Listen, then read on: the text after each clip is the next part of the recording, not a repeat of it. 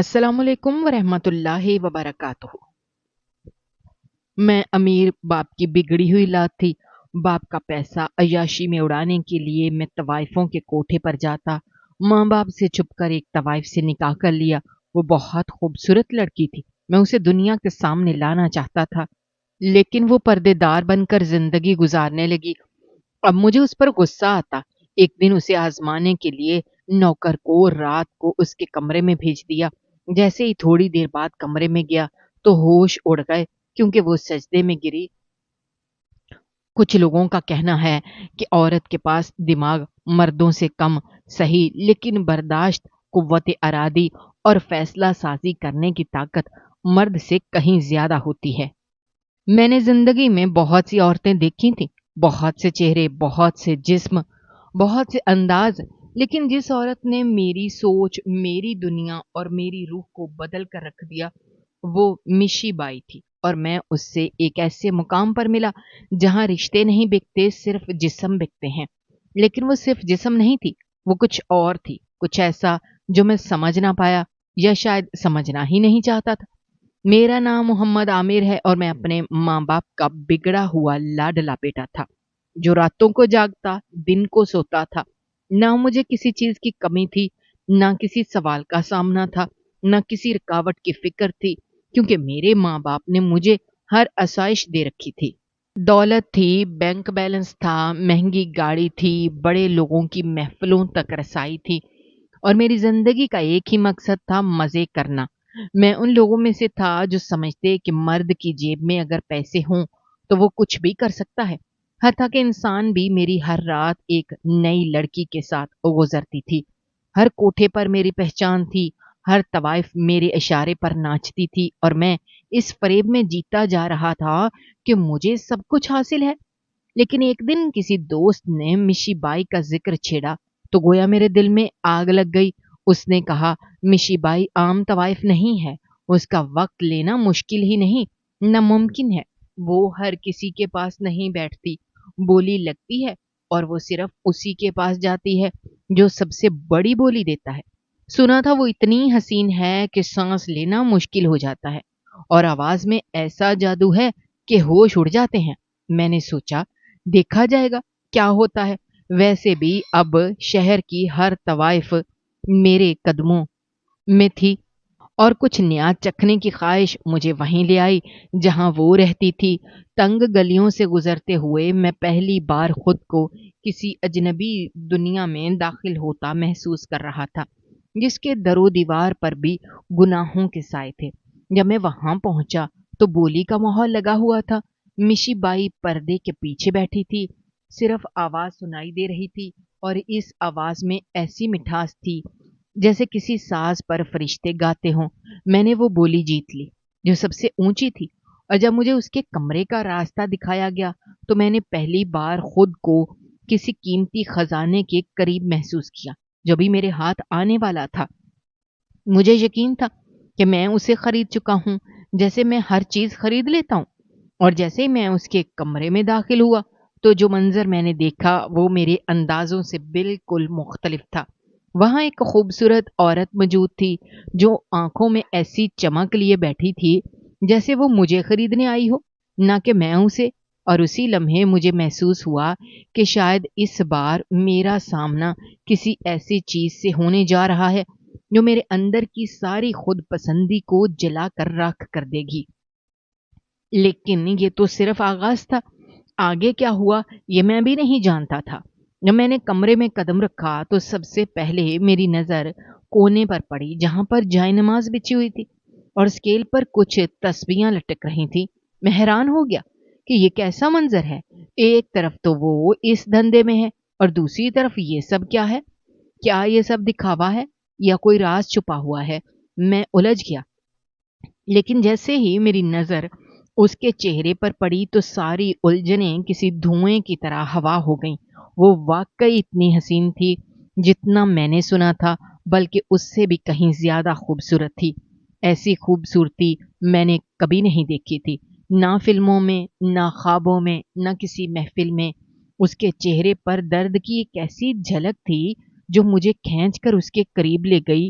वो सिर्फ हसीन नहीं थी, وہ مکمل تھی، ایک مکمل عورت جو درد میں بھی خوبصورت دکھتی تھی، جو خاموش ہو کر بھی بہت کچھ کہہ جاتی تھی۔ میں اس کے چہرے کو دیکھ کر خود پر قابو نہ رکھ سکا اور دل ہی دل میں سوچا کہ میں اسے کھونا نہیں چاہتا۔ 2-3 بار وہاں گیا، ہر بار اس سے باتیں کی، اس کی آنکھوں میں جھانکا اور ہر بار کچھ نیا پایا۔ میں نے اس سے کہا کیا وہ مجھ سے نکاح کرے گی؟ وہ چونک گئی اور کچھ لمحے مجھے دیکھتی رہی، پھر ہنس کر بولی کیا تم طوائف کے کوٹھے پر کھڑے ہو کر ایک طوائف سے نکاح کی بات کر رہے ہو؟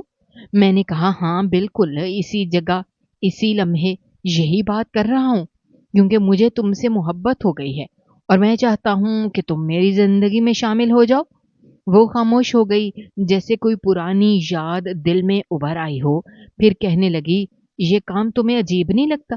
میں نے کہا مرد اگر عجیب اور انوکھے کام نہ کریں تو پھر اور کون کرے گا؟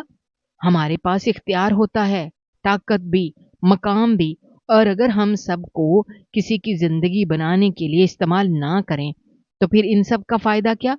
میرے پاس سب کچھ ہے، دولت، طاقت، مقام، اور میں چاہتا ہوں کہ تم میری بیوی بن کر میرے ساتھ رہو۔ اس سے پہلے کہ میں نے اپنے ایک دوست سے بھی مشورہ کیا تھا، اس نے کہا کہ ایسی بات سوچنا بھی مت، وہ اے لسٹ کی طوائف ہے، لاکھوں کروڑوں میں کھیلتی ہے، کبھی بھی تجھ سے شادی نہیں کرے گی، وہ صرف چند لمحے دیتی ہے اور ان لمحوں کی قیمت بھی بہت بڑی ہوتی ہے۔ لیکن جلد مشال نے ہاں کہی تو میرے ہوش اڑ گئے۔ میں نے حیرت چھپائی اور خوشی دل میں چھپا لی۔ وہ کہنے لگی لے جاؤ مجھے یہاں سے، میں عزت کی زندگی گزارنا چاہتی ہوں، میں طوائف نہیں ہوں، میں طوائف کے نام پر بیچی گئی ہوں، اغوا کی گئی ہوں اور یہاں زبردستی لائی گئی ہوں، میرا اس دنیا میں اب کوئی نہیں ہے۔ میں نے کہا اب سے تم میری ہو، تمہاری زندگی کی ذمہ داری میری ہوگی، نکاح ہوگا اور سب کچھ بدل جائے گا۔ لیکن یہ سب اتنا آسان نہیں تھا۔ مشال کو وہاں سے نکالنا ایک جنگ جیتنے کے برابر تھا۔ وہ لوگ اسے سونے کی چڑیا کو کیوں جانے دیتے؟ انہوں نے انکار کیا، غصہ دکھایا، دھمکیاں دیں، لیکن مشال بھی کسی سے کم نہیں تھی۔ اس نے کہا اگر مجھے جانے نہ دیا گیا تو میں اپنی زندگی ختم کر لوں گی اور پھر تم لوگوں کو کچھ بھی حاصل نہیں ہوگا۔ وہ جانتے تھے کہ وہ جو کہتی ہے وہ کرتی ہے، اسی لیے انہوں نے اجازت دے دی۔ لیکن جاتے وقت کوٹھے کی مالکن نے ایک بات ضرور کہی کہ دیکھ لو، یہ جو امیر زادے آتے ہیں اور کوٹھیوں سے بیویاں لے جاتے ہیں، یہ بعد میں وہی بیویاں واپس چھوڑ جاتے ہیں۔ طوائف کی جگہ بدلتی ہے، مقام نہیں۔ وہ یہ سب کہہ کر پیچھے ہٹ گئی اور مشال بنا پلٹے میرے ساتھ چل دی۔ ہم دونوں ایک قریبی ہوٹل میں گئے، رات وہیں گزاری، صبح ہم نے نکاح کر لیا۔ اب وہ میری بیوی بن چکی تھی۔ جب میں اسے اپنے فلیٹ لے کر آیا تو وہ بہت خوش ہوئی۔ وہ کہنے لگی کیا میں اپنی مرضی سے یہ گھر سجا سکتی ہوں؟ میں نے کہا تمہیں مکمل اختیار ہے، یہ اب تمہارا گھر ہے، جیسے چاہو ویسے سجاؤ، جیسے چاہو ویسے جیو، بس میرا ساتھ نہ چھوڑنا۔ اس نے کہا جب ایک بار کسی کا ہو جاؤں تو پھر واپس نہیں جاتی۔ میں نے اس کے لہجے میں سچائی دیکھی اور یقین کر لیا، اور میری زندگی کا نیا باب شروع ہو چکا۔ جب میں نے اپنے دوست کو بتایا کہ میں نے تو اس سے نکاح بھی کر لیا اور وہ اب میری بیوی بھی بن چکی ہے تو وہ حیران رہ گیا، کہنے لگا یہ تو بڑی عجیب بات ہے، لیکن اگر ایسا ہو گیا تو اچھی بات ہے، بس اب اس کے ساتھ خوشی خوشی زندگی گزارو اور اسے ہمیشہ عزت دو۔ میں نے کہا ہاں، ایسی ہی زندگی گزرے گی ہماری، نہ کسی چیز کی کمی ہے، نہ کسی خواہش کا انتظار۔ اب ہمارے دن سکون سے گزر رہے تھے۔ شادی کو صرف 1 ہفتہ ہوا تھا جب ایک دن اس نے کہا مجھے بازار جانا ہے اور کچھ شاپنگ کرنی ہے۔ میں نے کہا ٹھیک ہے، میں لے چلتا ہوں۔ اسے لے کر میں قریبی مارکیٹ چلا گیا۔ وہ بہت خوش تھی، کبھی ایک دکان میں جاتی، کبھی دوسری میں۔ مجھے لڑکیوں کی چیزوں کا زیادہ سمجھ نہیں آتی تھی، اس لیے میں سائڈ پر جا کر بیٹھ گیا اور وہ اپنی مرضی سے شاپنگ کرتی رہی۔ جب ہم واپس گھر آئے تو اس نے سب سے پہلے جا کر نہایا، پھر جائے نماز بچھا کر 2 نفل ادا کیے۔ نفل کے بعد اس نے سر پر حجاب لے لیا اور دوبارہ اتارا بھی نہیں۔ میں نے حیرت سے پوچھا کہ تم نے حجاب کیوں لیا؟ تو وہ کہنے لگی، میں نے نماز پڑھنے کے بعد اللہ سے وعدہ کیا کہ اب سے میں 5 وقت کی نماز پڑھوں گی اور ہمیشہ حجاب میں رہوں گی۔ میں نے قسم کھائی ہے کہ میں اپنا حجاب نہیں اتاروں گی، اب میں حجابی لڑکی ہوں۔ یہ بات سن کر میں حیران رہ گیا۔ میں نے کہا، تم اتنی خوبصورت ہو، تمہارے بال اتنے خوبصورت ہیں، تمہاری گردن اتنی نازک سی ہے، کیا یہ سب چھپاؤ گی؟ اس پر وہ مسکرا کر بولی، آپ کے سامنے نہیں چھپاؤں گی، لیکن باقی دنیا کے سامنے تو چھپاؤں گی۔ اس کے بعد میں خاموش ہو گیا اور وقت کے ساتھ دیکھتا رہا کہ کیسے اس کا انداز بدلتا جا رہا ہے۔ وہ جو پہلے خوشبوؤں میں بسی رہتی تھی، اب سادہ رہتی تھی۔ جو ہر وقت میک اپ میں ڈوبی رہتی تھی، اب بنا میک اپ کے نظر آتی تھی۔ جو اونچی آواز میں کہے لگاتی تھی، اب دھیمی آواز میں بات کرتی تھی۔ گھر میں اب گانے نہیں بجتے تھے، اس کی جگہ قرآن کی تلاوت سنائی دیتی تھی۔ وہ 5 وقت کی نماز پڑھتی تھی، وقت پر سجدے ادا کرتی تھی۔ جب باہر نکلتی تھی تو پورے پردے میں ہوتی تھی۔ ایک دن میں نے اس سے کہا کہ فلم دیکھنے چلتے ہیں، تو اس نے انکار تو نہیں کیا، لیکن میری بات کو گھما پھرا کر بدل دیا، اور آخر میں ہم دونوں ایک قریبی پارک میں چلے گئے، وہاں سیر کی، باتیں کی، اور میں اس کی باتوں میں ایسا کھو گیا کہ فلم کی بات بھول ہی گیا۔ پھر ایک دن میں نے اس سے کہا، تم تو بالکل خود کو بدل لیا ہے، تم پہلے جیسی نہیں رہی۔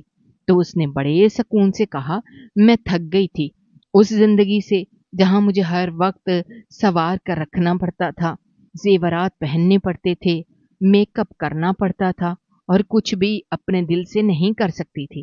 وہاں تو میں سر پر دوپٹہ بھی نہیں رکھ سکتی تھی، نماز بھی چھپ چھپ کر پڑھتی تھی، قرآن کھولنے کی اجازت نہیں تھی۔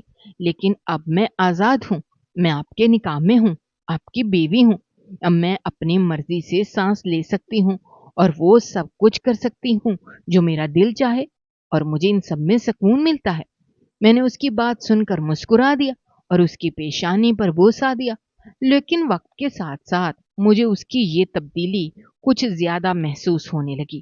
وہ اب مجھ پر بھی روک ٹوک کرنے لگی تھی، کبھی نماز کے لیے کہتی، کبھی قرآن پڑھنے کا کہتی، کبھی صبح جلدی اٹھنے کا کہتی، کبھی یہ کہہ دیتی کہ آپ دین سے اتنے دور کیوں ہیں، اور یہ سب باتیں مجھے چبھنے لگیں۔ ایک دن میں تیار ہو کر کہیں جا رہا تھا، اس نے میری طرف دیکھا اور کہا، آپ نے کیسے کپڑے پہن رکھے ہیں؟ یہ کیا آدھا ٹراؤزر ہے؟ آپ کی آدھی ٹانگیں تو نظر آ رہی ہیں، یہ لباس مناسب نہیں ہے۔ میں نے غصے سے کہا، میں مرد ہوں، میرے کپڑوں سے معاشرے کو بگاڑ کیسے ہو سکتا ہے؟ وہ فوراً بولی، نہیں، ایسا نہیں ہے، مردوں کو بھی پردے کا حکم ہے، آپ اگر غلط لباس پہنیں گے تو وہ بھی گناہ کے زمرے میں آتا ہے۔ میں نے غصے سے کپڑے بدل لیے، لیکن میرے دل میں چبھن ہونے لگی، مجھے اس کی یہ باتیں اچھی نہیں لگ رہی تھیں۔ مجھے لگ رہا تھا کہ وہ جو کبھی میشی تھی، اب بالکل مکمل طور پر مشال ہو گئی ہے۔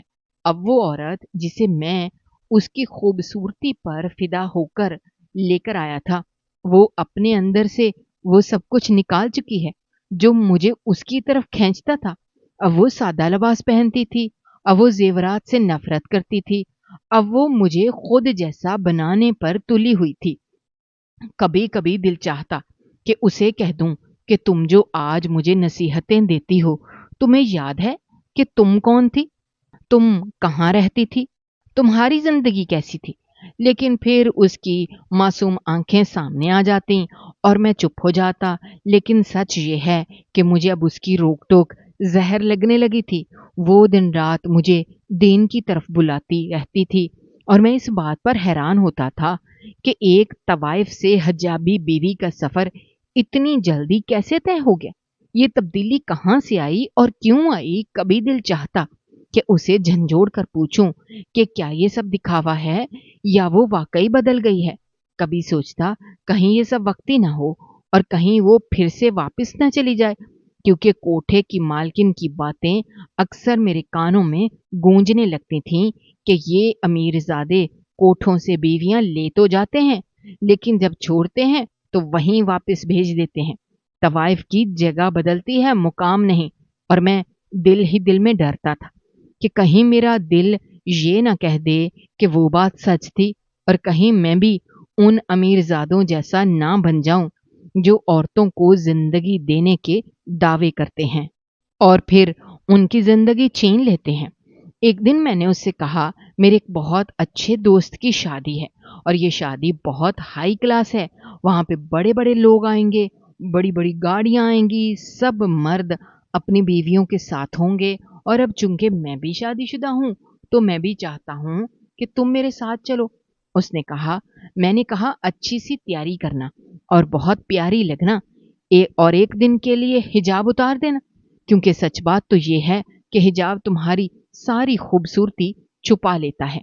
और ऐसी शादियों में जब पर पड़ती हैं तो दिल करता है कि मेरी बीवी सबसे अलग, सबसे खास लगे। वो मेरी बात सुन के मुस्कुराई और कहने लगी कि मैं एक दिन के लिए भी हिजाब नहीं उतार सकती। आप फिक्र ना करें, मैं हिजाब के साथ भी ऐसी तैयार हो जाऊंगी कि सब देखते रह जाएंगे। मैंने कहा, जब तुम हिजाब में होगी तो तुम्हारी खूबसूरती को कोई कैसे देखेगा? वहां पर बड़ी मॉडर्न लड़कियां आएंगी और उनके अंदाज ऐसे होंगे कि खुद को देखकर भी हैरत होती है। वो सब अपने आप को फिट रखती हैं, फैशन के मुताबिक होती हैं, और मैं चाहता हूं कि लोग मुझे देखकर रश्क करें कि मेरी बीवी कितनी खूबसूरत है। तो वो कहने लगी कि बीवी लोगों को दिखाने की चीज नहीं होती। मैंने कहा, ये तुम कह रही हो। मुझे इस बात पर गुस्सा आ गया क्योंकि मैंने उसे उसकी पुरानी जिंदगी का ताना नहीं देना चाहता था, लेकिन मेरे मुंह से निकल गया। मैंने कहा, तुम क्या जानो हया क्या होती है? तुमने सारी उम्र तो लोगों के सामने खुद को संवारा है और अब अचानक पर्दे का दावा करने लगी हो। खैर, मैंने खुद को संभाला और कहा, जाओ तैयार हो जाओ।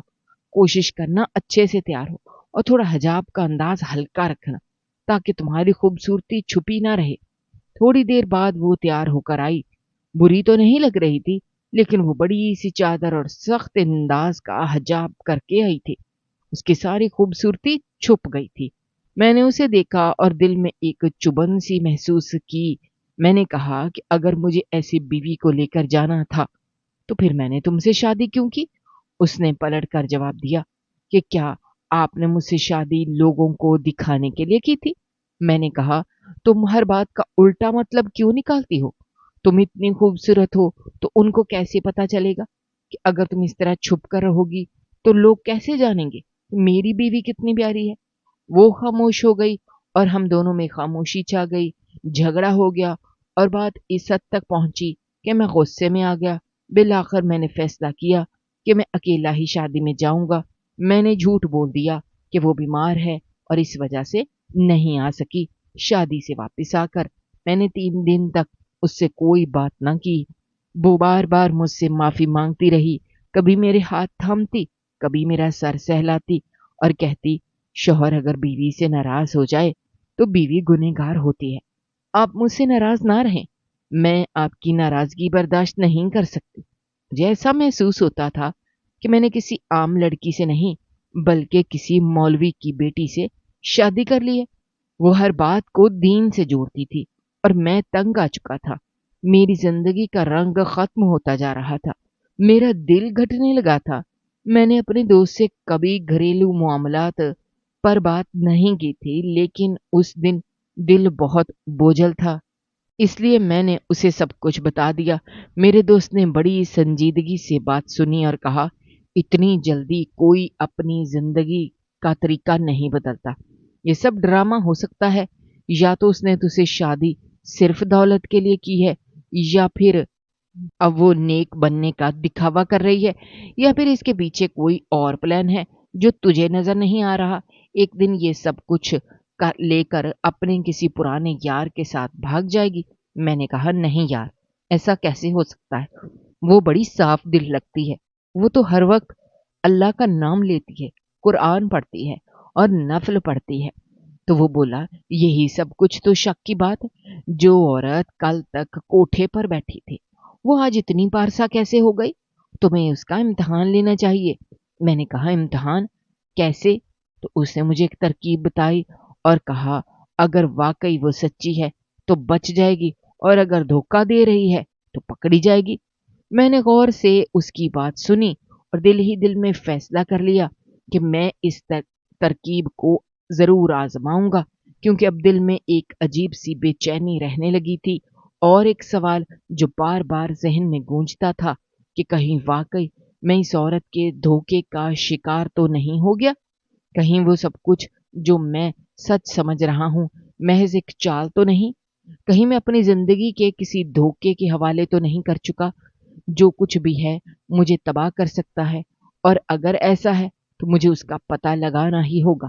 میں نے سوچ لیا کہ اب وقت آ گیا ہے سچ سامنے لانے کا، لیکن میں اس امتحان کو اس انداز سے لوں گا کہ اسے خبر بھی نہ ہو اور سچ بھی سامنے آ جائے، کیونکہ اب فیصلہ کرنا بہت ضروری ہو چکا تھا۔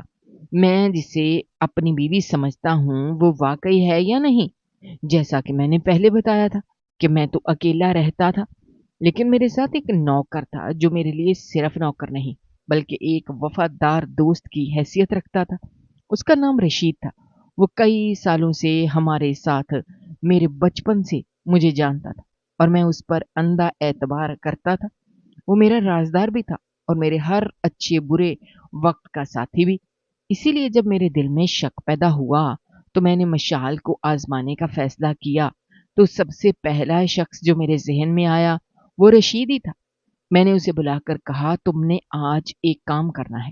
میں نے مشال سے جھوٹ بولا کہ میں کسی دوست کے ساتھ جا رہا ہوں اور آج رات گھر نہیں آؤں گا۔ وہ کہنے لگی، ٹھیک ہے آپ جائیں، لیکن حقیقت یہ تھی کہ میں کہیں گیا ہی نہیں بلکہ گھر کے قریب ہی گاڑی میں بیٹھا رہا، رشید سے رابطے میں رہا۔ تھوڑی دیر بعد میں نے رشید سے کہا کہ اب وہ مشال کی کمرے میں چلا جائے۔ رشید چونکہ میرے ساتھ مکمل وفادار تھا، اس نے بغیر سوال کیے ویسے ہی کیا۔ میں نے اسے سمجھایا تھا کہ وہ کمرے میں جائے اور دیکھے مشال کیسے ریئیکٹ کرتی ہے، کیونکہ رشید بھی جوان اور خوبصورت تھا اور میں جانتا تھا کہ مشال کی وفاداری کہاں تک ہے۔ میں اس کو صرف آزمانا چاہتا تھا، لیکن وقت جیسے جیسے گزرنے لگا میرا دل بیٹھنے لگا۔ 5 منٹ گزرے، 10 منٹ گزرے، کوئی آواز نہ آئی، کوئی چیخ، نہ کوئی شور، نہ کوئی ہنگامہ، سب کچھ اتنا خاموش تھا جیسے وہاں کچھ ہوا ہی نہ ہو۔ میرا دل گھبرا رہا تھا۔ 15 منٹ، 20 منٹ، آدھا گھنٹہ، یہاں تک کہ جب میں نے رشید کو فون کیا تو بیل جا رہی تھی لیکن وہ فون نہیں اٹھا رہا تھا۔ اب میں واقعی پریشان ہو گیا۔ میرے دماغ میں الٹے سیدھے خیالات آنے لگے۔ کہیں ایسا تو نہیں کہ میری چال ہی گلے نہ پڑ جائے، کہیں مشال واقعی ویسی نہ نکلے جیسے میرے دوست نے کہا ہے، کہیں رشید نے میرے اعتماد کا غلط فائدہ نہ اٹھایا ہو، کہیں مشال نے واقعی اس کے ساتھ کچھ ایسا نہ کیا ہو جس کا مجھے اندازہ بھی نہیں تھا۔ اب مجھے اپنی حرکت پر شرمندگی ہونے لگی تھی کہ آخر میں نے کیا کر دیا، لیکن وقت گزر چکا تھا، اب تو بس سچ جاننا تھا۔ میں گاڑی سے نکلا، تیزی سے گھر کی طرف بھاگا۔ مجھے اب پرواہ نہیں تھی کہ میں نے مشال سے جھوٹ بولا تھا کہ میں نہیں آؤں گا۔ دروازہ کھولا، تیز قدموں سے مشال کے کمرے کی طرف بڑھا، اور جب میں نے دروازہ کھولا تو جو منظر میری آنکھوں کے سامنے تھا وہ میری سوچ سے بالکل مختلف تھا۔ سامنے جائے نماز بچھی ہوئی تھی اور مشال سجدے میں پڑی تھی، وہ نفل پڑھ رہی تھی، اور اس کے قریب زمین پر رشید بے ہوش پڑا تھا۔ اس کے سر سے خون نکل رہا تھا اور وہ اونڈے منہ فرش پر پڑا تھا۔ اس کی حالت ایسی تھی کہ کوئی بھی دیکھ کر کہہ سکتا تھا کہ اس پر کچھ گزر چکی ہے۔ میں نے فوراً اس کی نبض چیک کی اور محسوس ہوا کہ وہ بے ہوش ہے لیکن زندہ ہے۔ اسی لمحے مشال نے سلام پھیرا۔ جیسے ہی مجھے دیکھا سجدے سے اٹھی، بھاگ کر میرے گلے لگ گئی۔ وہ رو رہی تھی، کہہ رہی تھی، شکر ہے آپ آ گئے۔ یہ آدمی اچانک اندر آ گیا، مجھ پر حملہ کرنے کی کوشش کی، مجھ سے الٹی سیدھی باتیں کی، اور جب میں نے اسے سمجھانے کی کوشش کی تو یہ اور بگڑ گیا۔ میں نے قریب رکھا ہوا گلدان اٹھا کر مشال کے الفاظ کانپنے لگے۔ اس نے کہا کہ پھر وہ نیچے گر گیا۔ وہ یہ سب رو رو کر بول رہی تھی۔ اس نے کہا، مجھے پتا تھا کہ آپ نے آنا نہیں ہے، اس لیے میں اللہ کے حضور بیٹھ کر عبادت کر رہی تھی۔ مجھے اور کچھ سمجھ ہی نہیں آیا، میں ڈر گئی تھی۔ اس کی آواز میں جو کپ کپاہٹ تھی وہ مصنوعی نہیں تھی۔ میں سب سمجھ گیا کہ کیا ہوا ہوگا۔ یہ سب میری اپنی گھٹیا سوچ اور شک کی پیداوار تھا۔ میں فوراً رشید کو اٹھا کر اسپتال لے گیا डॉक्टर ने मुआयना किया और कहा चोट गहरी है, दुआ करें जान बच जाए। ये सुनकर मेरे पैरों तले से जमीन निकल गई। मैंने सर पकड़ लिया और वो लम्हे मेरी जिंदगी के सबसे अजियतनाक लम्हे थे। मुझे अपने आप से नफरत होने लगी थी। मैंने अपनी बीवी पर शक किया और अपने दोस्त को मौत के मुंह में धकेल दिया। रशीद के लिए मेरा दिल तड़प रहा था। मैं बार बार डॉक्टर से कहता कि जितने पैसे लगेंगे लगा दो, बस मेरी ये गलती किसी की जान ना ले ले। अगले दिन जब डॉक्टर ने कहा कि अब रशीद खतरे से बाहर है तो मेरी जान में जान आई। मैंने दिल ही दिल में शुक्र अदा किया कि अल्लाह ने मेरी बड़ी गलती को माफ कर दिया। हम लोग रशीद को अस्पताल में छोड़कर घर वापस आए। तब मैंने फैसला किया कि अब मिशाल से सच बोलना है। अब उसे बताना है कि मैंने उस पर शक किया, मैंने उसे आजमाइश में डाला और जो कुछ हुआ इसका जिम्मेदार सिर्फ मैं हूँ। मैंने उसके हाथ थामे और मैंने उसके सामने सब हकीकत रख दी। अपनी गलती का एतराफ किया। वो बहुत ज्यादा नहीं चौंकी, सिर्फ आंखों में नमी उभरी। आहिस्ता से बोली, मुझे यकीन था आप कभी न कभी ऐसा काम कर बैठेंगे, मगर जो हो गया उसे रहने दें, मुझे माफ कीजिए। मैंने आंसू पोंछे और कहा, मुझे माफ कर दो। मैंने जमाने के रंग में आकर अपनी आंखों पर पर्दा डाल लिया, मगर तुमने आज साबित कर दिया था कि तुम एक मजबूत बाकिरदार औरत हो। तुम सिर्फ हालात के हाथों इस दलदल तक पहुंची थी। तुम्हारी रूह तवाइफ की नहीं थी। तुम्हारी असल पहचान एक शरीफ बेटी और अब मेरी इज्जत वाली बीवी है। उसने सर हिलाकर कहा, मैंने दिल से माफ किया, कभी दोबारा इस बात का जिक्र न किया। रशीद का कसूर भी नहीं था, वो तो मेरा हुक्म मान कर गया था। उसकी जिंदगी खतरे से बाहर आई तो मैंने डॉक्टर से रजू किया, जो खर्च हो जाए कर दीजिए, रशीद को बेहतरीन इलाज मिले। वो कुछ दिन में ठीक हो गया और उसने भी मिशाल से माफी मांगी। मिशाल ने उसे भी दिल से माफ कर दिया। रशीद मेरा पहले से ज्यादा वफादार हो गया। इस वाक़े ने मेरे दिल पर ऐसी चोट लगाई कि मैंने फैसला कर लिया कि अब इस गंदी दुनिया को हमेशा के लिए छोड़ दूंगा। मैंने पुरानी सोबतें ख़त्म की, रातों की महफिलें छोड़ दी, फजूल खर्ची बंद कर दी। मैंने भी 5 वक्त की नमाज शुरू की, तिलावत सीखने लगा। मिशाल ने मेरा हाथ पकड़ा और कहने लगी, देखिए अल्लाह ने आपकी तौबा कबूल कर ली है, वो आपको कभी तन्हा नहीं छोड़ेगा। महीने गुजरे तो घर के अंदर सुकून की खुशबू फैल गई। हम दोनों मिलकर सहरी बनाते, अफ्तार करते, रात को तहज्जुद के लिए उठते। मुझे वो जिंदगी कभी दिखाई नहीं गई थी, मगर अब मैंने महसूस किया कि असल दौलत दिल का सुकून है।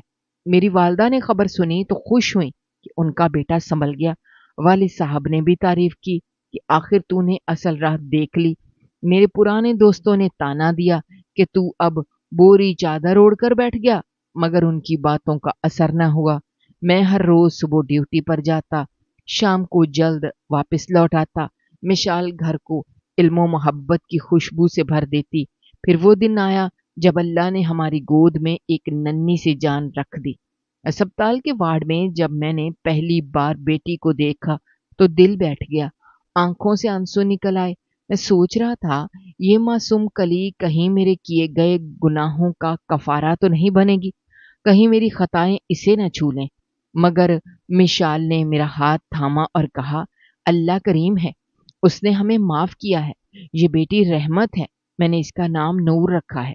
मैंने दिल ही दिल में वादा किया कि नूर के सामने कभी गलत राह नहीं लूंगा, उसे भी सच्चाई और हया की रोशनी दिखाऊंगा। घर की फिजा बदल गई। अब मिशाल मां बन चुकी थी और मैं बाप होने की जिम्मेदारी महसूस कर रहा था। मैं रात देर तक जाग कर नूर को झूला झुलाता, कलमा पढ़कर उस पर फूंकता। मुझे हैरत होती कि ये वही मैं हूं जो कभी गुनाह की अंधेरी गलियों में भटक रहा था और आज अल्लाह के नाम पर तस्कीन पाता हूँ। मिशाल मुझे देखकर मुस्कुराती और कहती, आप बदल गए हैं। मगर मैं जानता था बदलने वाली असल में वो थी। उसने अपनी पाकीज़गी से मेरा दिल जीता और मुझे अपना बना लिया। मैंने अपने फ्लैट में एक छोटी सी दरसगाह बना दी, जहां मोहल्ले के बच्चे कुरान सीखने आने लगे। मिशाल उन्हें तजवीद सिखाती और मैं वजू का तरीका बताता। रिज्क में बरकत आ गई। वालदैन ने कारोबार की देखभाल मुझे सौंप दी। मैंने हर लेन देन साफ रखा, कभी सूदी धंधे के पास न फटका। मैंने तवाइफों के बाजार के करीब से गुजरना भी छोड़ दिया, यहाँ तक कि दिल में उन यादों का कांटा बाकी न रहा। हर जुमे को मैं दरवाजे पर खड़े होकर गरीबों को खाना बांटता और मिशाल मेरे साथ खड़ी होकर दुआएं करती। मैं समझता था शायद मैं उन्हें दे रहा हूं, मगर दरअसल वो मुझे इज्जत दे रहे थे। साल पर साल गुजरते गए, नूर स्कूल जाने लगी। उसके दुपट्टे की क्लिप दुरुस्त करते हुए मुझसे आंसू छुप न सके। मिशाल ने सर पर हाथ रखा और कहा, रोना नहीं, ये खुशी के आंसू हैं। तुमने खौफ का रास्ता छोड़ दिया, अब तुम अल्लाह का फजल तुम पर है। मैंने सर झुकाकर शुक्र किया, दिल में सोचा, औरत के कदम अगर इस्तिकामत से जुड़े हों तो पूरा घर जन्नत बन जाता है। जिंदगी के हर मोड़ पर इंसान को अपने अंदर के अंधेरे से जंग करना पड़ती है। शक जुल्मत को बढ़ाता है, एतमाद रोशनी को भड़काता है। औरत अगर किरदार की मजबूत दीवार बन जाए तो मर्द की जाहलाना इना भी झुक सकती है। गुनाह से पलट आना कमजोरी नहीं, बल्कि सबसे बड़ी फतह है। अल्लाह से जुड़ने वाला कभी तन्हा नहीं रहता, और सच्ची तौबा इख्तियार करने वालों का माजी के जख्म भी बख्शिश का जरिया बन जाते हैं। औरत को अगर महज कमजोर जिस्म और नाजुक आवाज समझा जाए तो ये सबसे बड़ी भूल है, क्योंकि औरत का असल जौहर उसके दिमाग और दिल की ताकत में छुपा होता है। वो दिमाग जो खामोशी से सब कुछ समझता है, वो दिल जो सब कुछ सहकर भी रिश्तों को तोड़ने का फैसला नहीं करता। औरत की बर्दाश्त का दायरा इतना वसी होता है कि वो तकलीफों के पहाड़ भी खामोशी से अपने सीने पर झेल लेती है और किसी को कानों कान खबर भी नहीं होने देती। वो जिंदगी के हर मोड़ पर, हर आजमाइश में खुद को संभाल लेती है। वो माँ बनकर औलाद के लिए कुर्बानियां देती है, बीवी बनकर शौहर का हर रंग बर्दाश्त करती है, बेटी बनकर माँ बाप के अरमानों का ख्याल रखती है, और बहन बनकर भाई के ख्वाबों की हिफाजत करती है। औरत सिर्फ घर की जीनत नहीं, बल्कि घर की बुनियाद होती है। वो फैसला लेने का सलीका रखती है, और अब अगर वक्त आ जाए तो वो फैसले भी ले लेती है, जो बड़े बड़े मर्दों के बस की बात नहीं। औरत कमजोर नहीं होती, वो सिर्फ अपनी खामोशी से अपनी अजमत को छुपा लेती है। उसकी वफादारी, उसकी कुव्वत बर्दाश्त और उसका रिश्तों से जुड़ा रहना इस बात की दलील है कि वो किसी भी रिश्ते को इतनी आसानी से छोड़ती नहीं। वो सिर्फ तब छोड़ती है जब उसका दिल मुकम्मल टूट जाए, और जब वो छोड़ दे तो फिर पलट कर नहीं देखती। औरत हार नहीं मानती, वो हर दिन एक नई उम्मीद के साथ जीती है और हर रात अपने रब से नई रोशनी मांगती है। इसलिए औरत का दिमाग भी महफूज होता है और दिल भी अजीम, क्योंकि वो फक्त जिस्म नहीं, वो रूह है, वो हौसला है, वो सब्र है, और वही असल जिंदगी है। नाजरीन, आपको हमारी आज की ये कहानी कैसी लगी? कमेंट बॉक्स में अपनी राय का इजहार करना मत भूलिएगा, और अगर आप हमारे चैनल पर नए हैं तो चैनल को सब्सक्राइब करना भी मत भूलिएगा। शुक्रिया। अल्लाह हाफिज।